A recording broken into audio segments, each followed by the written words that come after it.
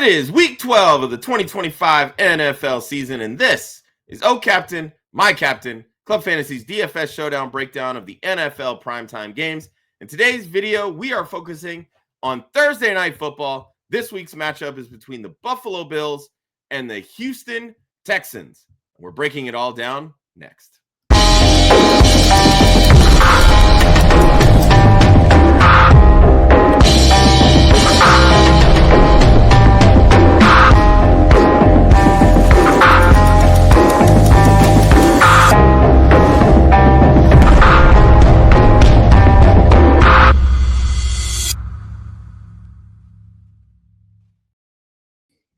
Welcome into O Captain, My Captain, Club Fantasy's DFS Showdown slate breakdown of the Thursday NFL games. He is Austin Amendolia, our DFS expert here at Club Fantasy. I'm Josh Hudson. Remember, if you're watching this over on YouTube, please like the video, subscribe to our channel so you never miss any of our great content. If you're following along over on Apple, Spotify, or any other podcast platform, give us a follow. Don't miss any of Austin's DFS advice as the season progresses. And of course, remember, you can join our 100% free Discord by hitting the link in the description of this video. Today, we're breaking down the Buffalo Bills versus the Houston Texans, the Week 12 Thursday Night Football matchup. Austin, let's get right on into it. Our first category is Captain Chalk. These, of course, are the chalky captains that everybody is likely to pick because they're just that damn good. And it's kind of hard to argue with the chalky captain today, Austin, Mr. Josh Allen. Yeah, there's just no world in which I don't see myself rostering him in this matchup. I can't even imagine how you would talk yourself into like, oh yeah, I don't need Josh Allen for my lineup this week. It's just like you watch him score 6 total touchdowns on Sunday, and like, I don't care how good the defense is. The Houston Texans defense is really good, and they have been a tough matchup for quarterbacks. But it's Josh Allen. Like, he, even again in a tough matchup, he can score 2 rushing touchdowns. He does he's willing to make wild throws, which is why he throws some goofy interceptions at times, but it's also how he ends up getting incredible plays. So I'm just not even really thinking about it. And the only challenge with putting him in the captain spot, he's really freaking expensive, and it gets really hard really quickly to build a lineup that doesn't have just a bunch of like scrub players that you're like, I don't know, are they going to get a touch with if you have him in your captain spot? So I'm more likely to play him in my flex because of that. But if he scores 6 touchdowns again, like, he's going to bury you. So it's just like, it's one of those things where like you almost have to play him as the chalk and find other ways to get different. But either way, he should be in your lineup. And I kind of sounds like that because he's so expensive that if you put him in your captain spot and you end up with a bunch of scrubs in your flex, you kind of need another 6 touchdown performance. That's what it sounds like, Austin.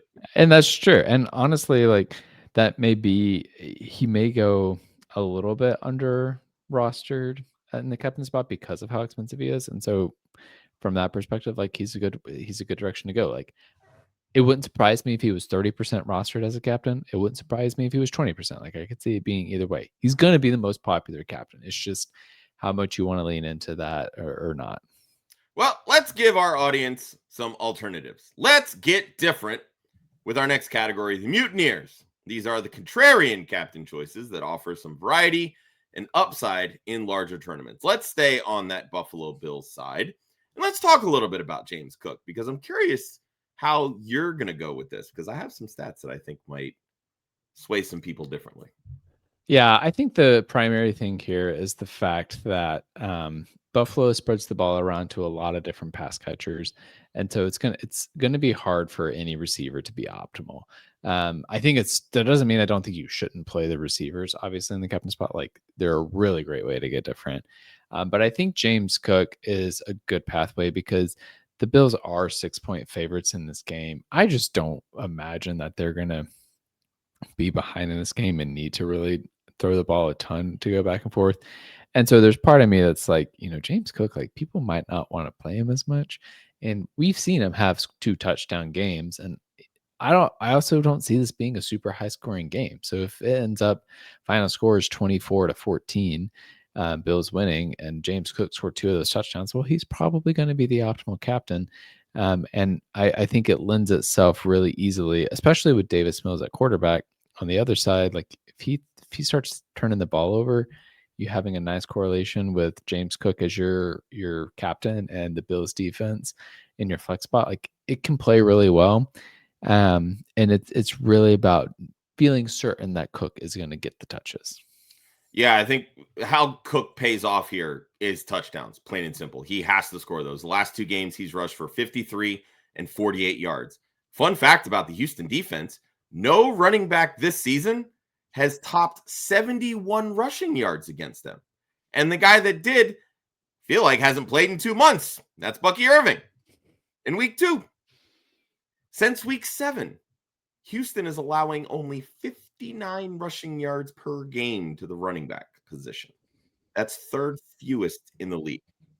The upside here, if you're a betting person, take the over on James Cook's receiving yards. Line, I believe, is at 14.5. But the last 2 weeks, that's how he's made his money. 8 catches, 90 yards, and a touchdown receiving, something we didn't see a lot from James Cook last season. That can be where he gets different if you roster him in a captain spot. Let's go on the flip side, Austin. Nico Collins has been on an absolute heater with Davis Mills at quarterback for the Texans. Yeah, and this is actually my favorite way to get different from the captain spot this week is to play Nico Collins because he's getting a ton of volume and he's been getting there from fantasy without necessarily scoring a bunch of touchdowns. And so I think that this is a really good spot where, you're probably not going to want to play 5 Houston Texans in your lineup this week. It just doesn't seem like it's going to be the optimal pathway. Maybe you don't even want to play 4. And so to me, if I put Nico Collins in at my captain spot, I could still play 4 or 5 Buffalo Bills players on the other side and say that most of the fantasy production is on that side. But Nico Collins is the best fantasy performer overall because of the amount of volume he's getting with Davis Mills under center. And I think in particular, I think it's really easy to default in games like this to, the team that's favored, put a player from that team in the captain spot because you think that they're going to score the most points. And I think most times that is the strategy that I like to employ with cash or with showdown slates as well. But in this case, given how much Buffalo spreads the ball around and how little the Houston Texans spread the ball around right now, I think it's a good time to flip the script on that and have a captain in Nico Collins and then fill the rest of your lineup with mostly Buffalo Bills. So in 3 games with Davis Mills at the quarterback position, Nico Collins has seen 36 targets and is the wide receiver 3 over those last 3 weeks.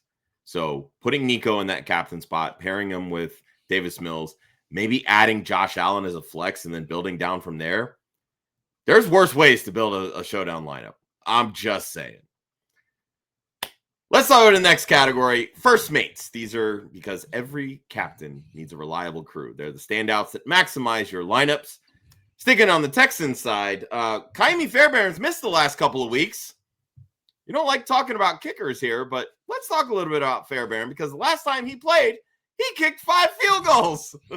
Yeah, that was really the thing. And it's like play whichever kicker is starting. I assume it's going to be Kaimi Fairbairn because he is healthy as of the recording of this show.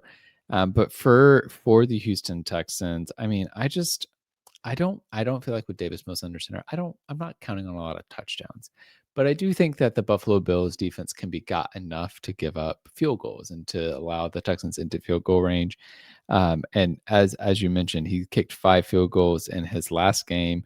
In the game before that, he kicked 4 field goals. So on DraftKings, he scored 18 points and 14 points in his last 2 appearances.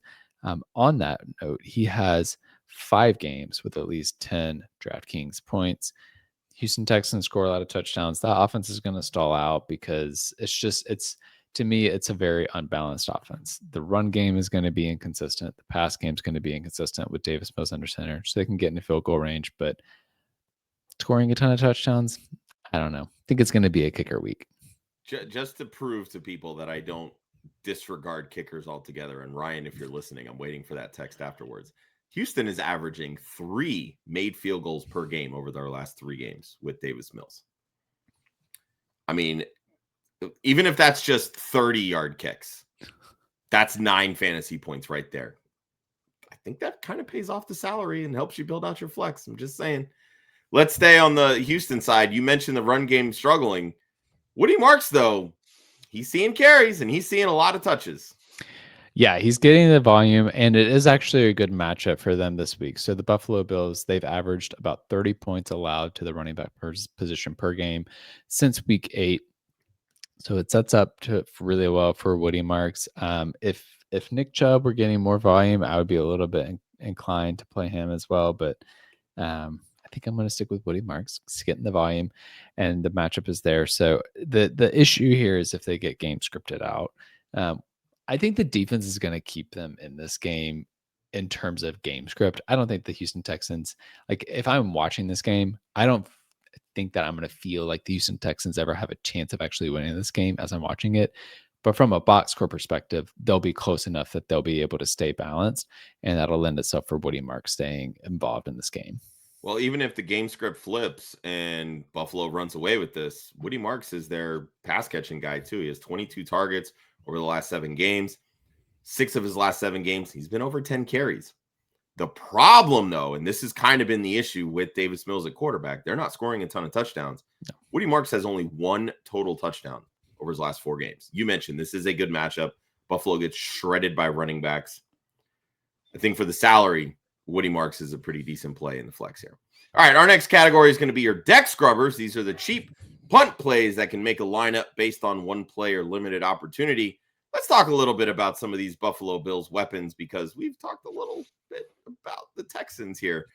Mr. Blast from the Past, Gabe Davis, because apparently Keon Coleman is a healthy scratch every week, and Dalton Kincaid has already been ruled out for this game. Josh Palmer's banged up, and all they have is Khalil Shakir out of the slot.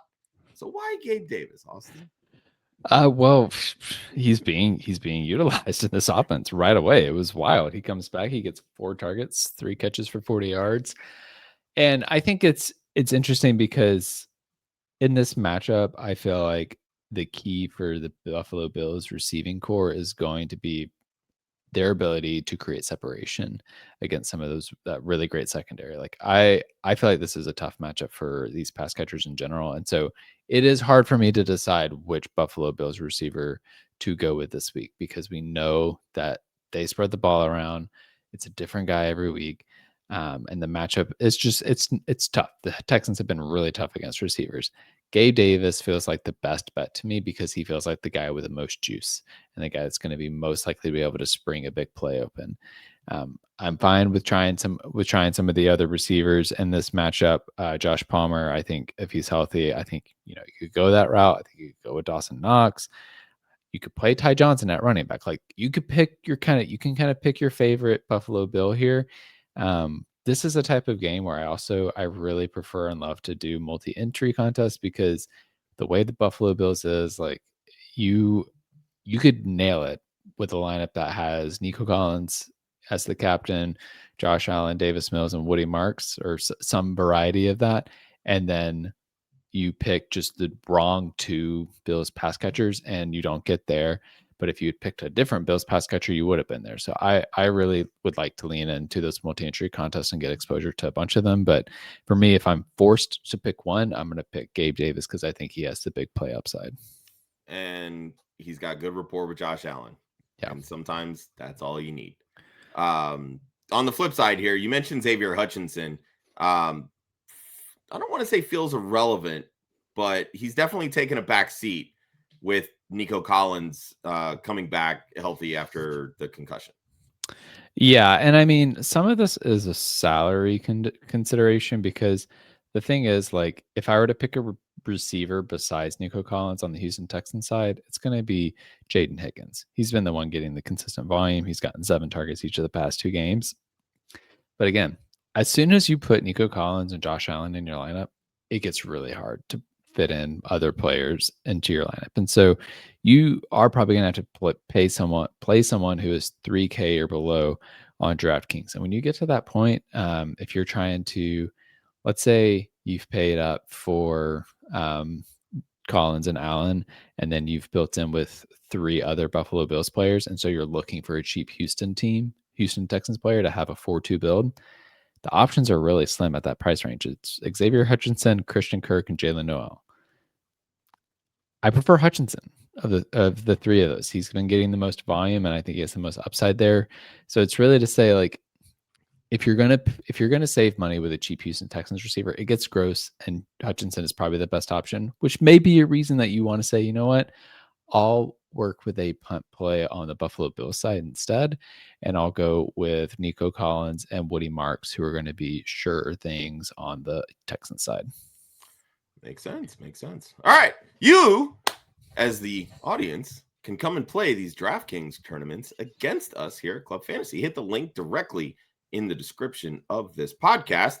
Sign up, join our Club Fantasy League over on DraftKings. Play these showdown slates against us. It's a lot of fun. We like playing. It's $2 contests. Sometimes we win, sometimes you guys win, and then you get to brag a little bit. Sometimes it goes either way. But let's have some fun. Join the contest and come play against us. All right, Austin, our final category, the Kraken, the lineup trap that sinks the ship. We've talked a lot about offenses here. Are we fading the defenses as a result? We're not necessarily fading the defenses, but specifically don't play both defenses in a single lineup. And I see people do it every week. Every time that you play these showdown contests in a large contest, it doesn't even have to be that large. It could just be like 150 people. As soon as the game starts, you're like, how did that team get 25 points already? And you go and you look, and they've put a defense in the captain spot and a defense in their flex spot.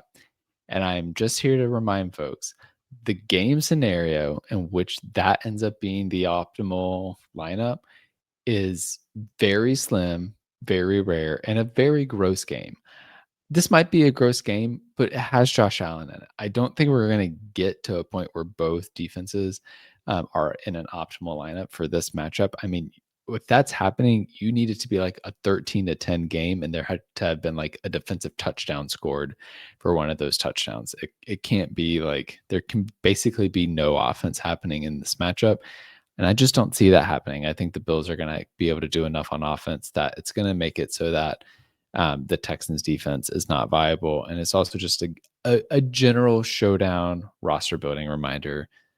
It's very rare to do that for that to work out. Don't play both defenses. I was going to say, I feel like you would probably need to have a 10-7 kind of Thursday night game for that to happen.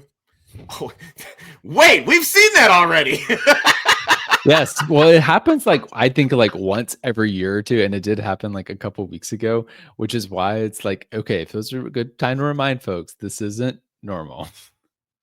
I know. I just wanted to bring that up. I was really mad the other night when that happened. I think it was like the Denver game, and I played a lineup and I was like, oh, this was good. And then I was like, looked at the optimal one. And I was like, oh, cool. You had a defense in your captain spot. The one time it worked. Yep. That is true. All right, friendly reminder, if you're watching us over on YouTube, please like the video, subscribe to our channel. Do not miss any of the Club Fantasy content, redraft, DFS, you name it. We got it. If you're listening to us over on Apple, Spotify, or wherever else you get your podcast, please hit the follow button and do not miss any of Austin's DFS advice. One more time, you can also join our 100% free Discord. The link is in the description of this podcast. Come and talk ball with us. We like to talk. Hopefully you guys like to listen. I think we know what we're talking about. Otherwise, you wouldn't be listening. So there's that. For Austin, I'm Josh. You can follow everything we do at Club Fantasy FFL across the socials. And of course, check out the website, clubfantasyffl.com. Until next week, see you guys.